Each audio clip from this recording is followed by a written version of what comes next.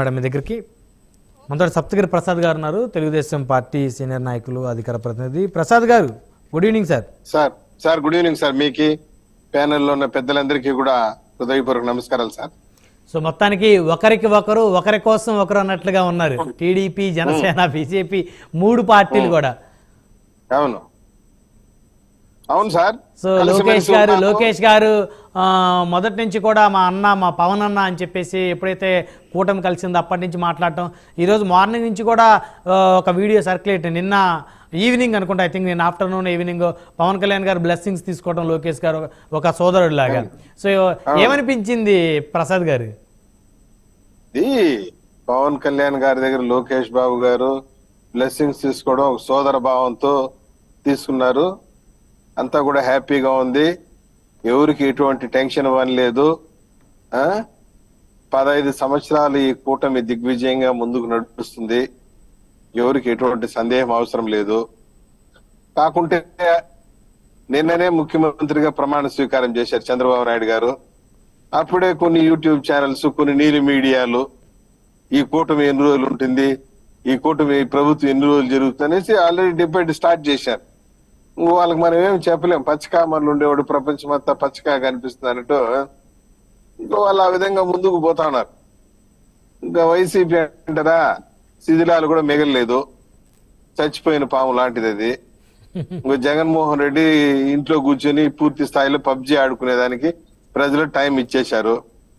నిన్నంటే ప్రమాణ స్వీకారం చేశారు, అప్పుడే మీడియా ముందుకు వచ్చేసారు మిథున్ రెడ్డి గారు, వైవి సుబ్బారెడ్డి గారు, విజయసాయి రెడ్డి గారు. మీరు జగన్మోహన్ రెడ్డి గారిని తక్కువ అంచనా వేస్తున్నారు ప్రసాద్ గారు. ఈ రోజు ఎమ్మెల్సీలు అందరితో మీటింగ్ పెట్టారు జగన్మోహన్ రెడ్డి గారు. చచ్చిన పామును ఎన్నిసార్లు కొడతాం సార్? ఏంది సార్ మీరు? మేము అసలు జగన్మోహన్ రెడ్డి గురించి ఆలోచించే టైమే లేదు. జగన్మోహన్ రెడ్డి కథ అయిపోయింది. మీ మూడు పార్టీలు కలిసినప్పటికీ కూడా జగన్మోహన్ రెడ్డి గారికి 40% ఓట్ షేరింగ్ తగ్గలేదు. దాన్ని మీరు బాగా గుర్తుంచుకోవాల్సినటువంటి అంశం. అటువంటి పిచ్చి పిచ్చి లెక్కలేసుకుని ఇంట్లో కూర్చొని కాలక్షేపం చేయమనండి, మాకేం అభ్యంతరం లేదు. నిన్ననే మేము ప్రమాణ స్వీకారం చేసి నిన్ననే మీడియా మీద కూర్చేసి వైవి సుబ్బారెడ్డి, మిథున్ రెడ్డి, విజయసాయి రెడ్డి రాష్ట్రంలో ప్రజాస్వామ్యం చచ్చిపోయింది, అప్రజాస్వామ్యం ఉంది, దౌర్జన్యాలు పెరిగిపోయింది, దాడులు పెరిగిపోయింది అని చెప్పి చాగంటి వారి ప్రవచనాల మాదిరిగా వాళ్ళు మాట్లాడుతా ఉన్నారు. నేను అడుగుతున్నాము, 5 సంవత్సరాలు చేసింది వీళ్ళేం సత్యనారాయణ పూజ చేసినారు రాష్ట్రంలో? నరమేధమే కదా చేసింది. నరమేధం చేసి రక్తపాతం సృష్టించి ప్రజలను మాట్లాడనీయకుండా చేసి బంతిని గోడకేసి గట్టిగా కొడితే మళ్ళీ అది రివర్స్ వస్తుంది. ఆ విషయాన్ని మర్చిపోతున్నారు. అది ఇప్పుడు రివర్స్ వచ్చింది. కొడాలి నాని గారి ఇంటి పేరు కోడిగుడ్డు టమోటాలు మేము ఎందుకు వేసినాము? భావ ప్రకటన స్వేచ్ఛ అది, దాన్ని మనం ఏం చేయాలి? అదేంటి అంటే ఒక ప్రజాప్రతినిధి, ఒక మాజీ ఎమ్మెల్యే ఇంటి మీద కోడిగుడ్లు, ఉల్లిపాయలు వేసే అధికారం రాజ్యాంగంలో ఉందా? అంటే అది ఎందుకు జరిగిందంటే, ఆయన మంత్రిగా ఉన్నప్పుడు సివిల్ సప్లైస్ లో ఉద్యోగాలు ఇప్పిస్తానని చెప్పి ప్రజల దగ్గర డబ్బులు తీసుకున్నాడు. ఇప్పుడు మంత్రి పదవి పోయింది, ప్రభుత్వం పోయింది, మా డబ్బులు మాకు ఇప్పించండి అని చెప్పి ప్రజలు వచ్చి రాళ్ళు, కోడిగుడ్లు, టమాటాలు ఇచ్చినారు. ఒకవేళ ఆ విధంగా ఏదైనా శాంతి భద్రతల సమస్య, ప్రాణహాని ఉంటే ఫిర్యాదు ఇవ్వమనండి, పోలీస్ స్టేషన్ లో కేసు రిజిస్టర్ చేసి చట్టపరమైన చర్యలు తీసుకుంటారు. నేను అదే చెప్తున్నా కదా, డబ్బు తీసుకున్నా ఉద్యోగాలు ఇప్పిస్తానని. ఈ రోజు ఉద్యోగాలు ఇవ్వలేదు, వాళ్ళు రాళ్ళు వేసినారు, ఇంకా దాన్ని నువ్వు భరించాలి కదా. ఇప్పుడు అక్కడ కోడిగుడ్లు విసిరినటువంటి అతను తెలుగుదేశం పార్టీ తరపు నుంచి అనేక బహిరంగ సభల్లో మాట్లాడు, దర్శిత్ అనేటువంటి కుర్రోడు. సో అతని దగ్గర డబ్బులు తీసుకున్నారా కొడాలి నాని గారు ఉద్యోగం ఇప్పిస్తానని? ఇప్పుడు ఆడ దర్శిత్ ఉన్నాడు, ఇంకొకరు ఉన్నారని కాదు, ప్రజల దగ్గర డబ్బు తీసుకున్నాడు, మేము ఉద్యోగాలు ఇస్తామని ఇవ్వలేదు, కోడిగుడ్లు వేసినారు. దాన్నే భావ ప్రకటన స్వేచ్ఛ అంటారు వైసీపీ భాషలో. దానికి ఎవరు మాత్రం ఏమంటారు చెప్పండి? కాదండి, అమరావతి పోయినప్పుడు చంద్రబాబు నాయుడు గారి పైన రాళ్ళు, చెప్పులు ఇచ్చినప్పుడు ఏందని అడిగితే భావ ప్రకటన స్వేచ్ఛ అన్నారు డీజీపీ గారు, గౌతమ్ సవాంగ్ గారు. ఇప్పుడు డబ్బులు తీసుకుని ఉద్యోగం లేకపోతే రాళ్ళుగా, కోడిగుడ్లు కాకుండా ఇంకేమి ఇస్తారు చెప్పండి? ఇంకా కూడా అంబటి రాంబాబు గారి మీద ఇస్తారు. వీళ్ళందరి మీద భావ ప్రకటన స్వేచ్ఛ ఉంటుంది. దానికి మనం ఏం చేయగలము? ఇవి చేసిన వరకు చేసుకుంటే. అంటే మీకు అధికారం వచ్చింది, మీరు ప్రతీకారం తీర్చుకోవడానికా? మేము అదే చెప్తున్నాం. మేము ఎప్పుడు కూడా వైలెన్స్ ఎంకరేజ్ చేసే ప్రసక్తి లేదు. మా నాయకుడు చంద్రబాబు నాయుడు గారు, పవన్ కళ్యాణ్ గారు, నేను లోకేష్ బాబు క్లియర్ గా చేసి చెప్పారు. వైలెన్స్ తావు లేదు, ప్రతీకారానికి తావు లేదు, చట్టపరంగానే చర్యలు తీసుకుంటారు. ఇప్పుడు Vasudev Reddy beverages corporation MD 20,000 కోట్ల రూపాయలు స్కామ్ చేశాడు. సిబిసిఐడి కేసు నమోదు చేసింది, ఎంక్వైరీ జరుగుతా ఉంది. అంటే 20,000 కోట్ల రూపాయలు తినేసిన పందికొక్కును వదిలేయాలనా? చెప్పండి సార్. 20,000 కోట్ల రూపాయల స్కామ్, లిక్కర్ స్కామ్ జరిగింది. భారతదేశంలోనే పెద్ద స్కామ్ గా ఇది బయటపడిపోతుంది. మీరు ఒక 15 రోజులు చూస్తే మొత్తం బ్లాస్ట్ అవుతుంది. మీరు చూడండి. దాని తర్వాత ఎమ్మెల్యేలు, ఎంపీలు, మంత్రులు అందరూ కూడా జైలుకు పోతారు. ఇంకా తిన్నోళ్ళు వదిలేయమంటారా? చెప్పండి సార్. వదిలేయమని ఎవరంటారు? చట్టపరంగా చర్యలు తీసుకోవాలి. వారు దుర్వినియోగం, నిజంగా ప్రజాధనాన్ని దుర్వినియోగం చేస్తే ఆ డబ్బులు మళ్ళీ వెనక్కి తీసుకురావాలి, ఆ డబ్బులతో అభివృద్ధి చేయాలి. ఆ ఏర్పాట్లే జరుగుతా ఉంది. వాసుదేవ్ రెడ్డిని అరెస్ట్ చేస్తే, ఇంటరాగేట్ చేస్తే, ఆయన ఇచ్చిన స్టేట్మెంట్ బట్టి ఇంకో దాని వెనకాల మంత్రులు ఉన్నారా, ఎమ్మెల్యేలు ఉన్నారా, అందరూ బయట వస్తారు. ఎక్సైజ్ శాఖ మంత్రులు అందరూ బయట వస్తారు కదా. 20,000 కోట్ల రూపాయల స్కామ్ కదా, అన్ని వస్తాయి. ఇట్లాంటివన్నీ పక్కదారి పట్టించే దానికోసం ఈ కూటమి ఎన్ని రోజులు ఉంటుంది అని రభస. ఎందుకు వాళ్ళకి అన్ని డౌట్లు? ఎందుకు వస్తుంది మీకు ఇట్లాంటి డౌట్లు? కూటమికి ఏమి ఇబ్బంది లేదు. 15 సంవత్సరాలు అప్రతిహాసంగా సాగుతుంది. జగన్మోహన్ రెడ్డి గురించి ఇంకా ఆలోచించాల్సిన పని లేదు. అది చచ్చిపోయిన పాము. దాన్ని మళ్ళీ కొట్టేంత టైం, ఓపిక మాకు లేదు. మాకు చాలా పెద్ద మ్యాండేట్ ఉంది. ఈ రోజు చంద్రబాబు నాయుడు గారు మెగా డిఎస్సి పైన చెప్పిన విధంగానే మెగా డిఎస్సి పైన సంతకం పెట్టడం, అన్నా క్యాంటీన్లు, పెన్షన్ జూలై 1వ తేదీన 7,000 రూపాయలు పెన్షన్ ఇవ్వబోతున్నారు. 7,000 రూపాయల పెన్షన్ ఇవ్వబోతున్నారు. హామీలని పెద్ద హామీలు ఇచ్చారు ప్రసాద్ గారు. ఈ హామీలు నెరవేర్చడానికి డబ్బులు ఎక్కడి నుంచి వస్తే? రాష్ట్రం అప్పుల్లో ఉంది. మరి గతంలోనే మీరు రాష్ట్రం శ్రీలంక అయిపోతుంది, బీహార్ అయిపోతుంది అని చెప్పేసి రకరకాలుగా గగ్గోలు పెట్టిన పరిస్థితి ఉంది మీరు ప్రతిపక్షంలో ఉన్నప్పుడు.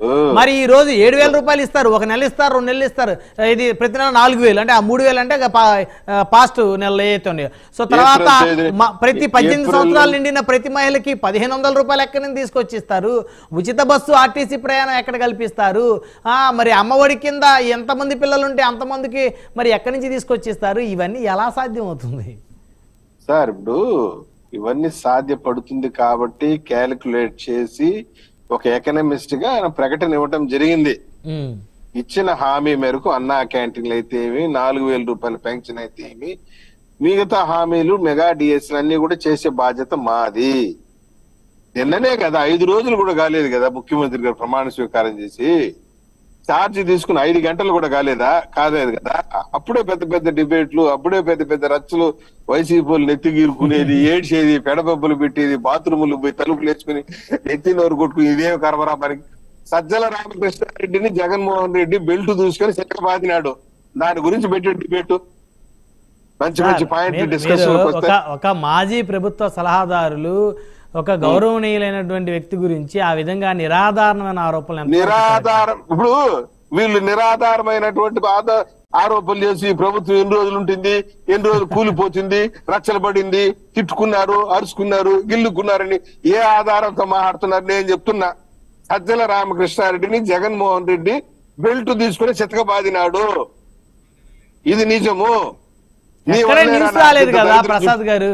ఇవన్నీ ఎక్కడన్నా న్యూస్ వచ్చిందా? ఏం సార్ 10 మంది తెలిసేటట్టు కొడతాడు. రూమ్ లో తలుపు వేసుకుని సజ్జల భార్గవ రెడ్డిని వాళ్ళ కొడుకుని బెల్ట్ తీసుకుని 150 కోట్ల రూపాయలు నువ్వు దోచుకున్నావురా అని చెప్పి చితక బాదినాడు. మీరున్నారా పక్కన? ఆ రూమ్ లో మీరు కూడా ఉన్నారా? ఊరే మాకు తెలుసు సార్.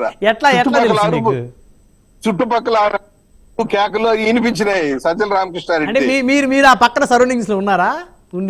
ఇన్నోళ్ళు చెప్పినారు, కొట్టబాక సార్, నన్ను కొట్టబాకండి, నన్ను సభబాకండి అని చెప్పి సజ్జల రామకృష్ణారెడ్డి అరుపులు, కేకలు వినిపించింది. దాన్ని బట్టి చెప్తాను సార్.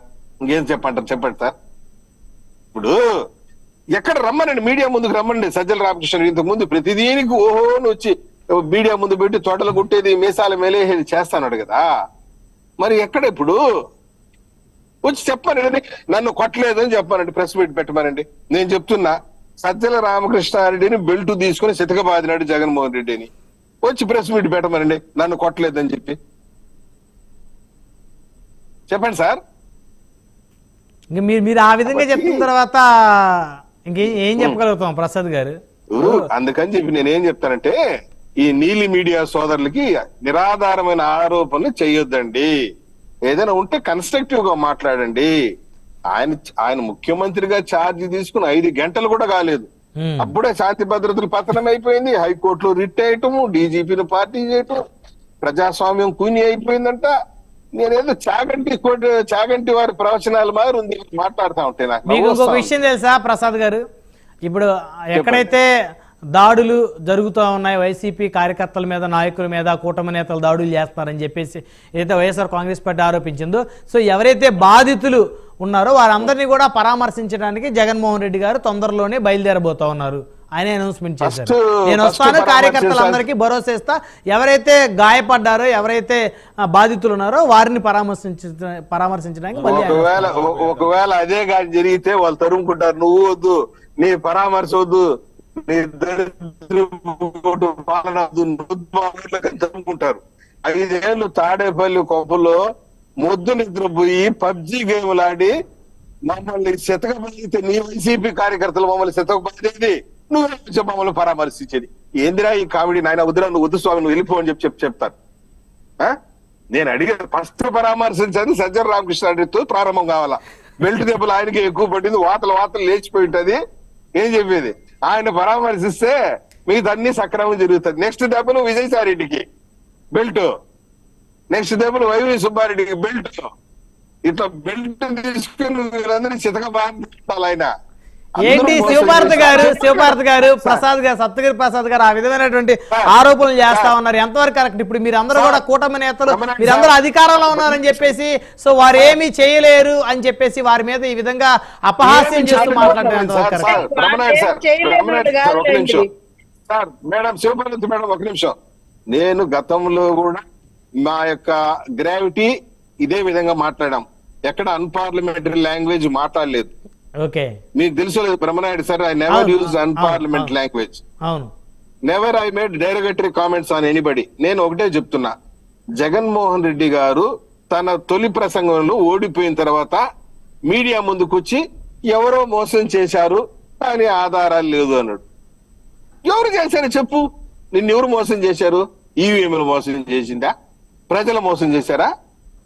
మోసం చేయడం ఏందే, ప్రజాస్వామ్యంలో వాళ్ళకున్న హక్కు, ఓటేశారు, నీకు నచ్చలేదు, నువ్వు నచ్చలేదు, ఎవరో మోసం చేశారు అంటే ఎవరిని ఉద్దేశించినట్టు?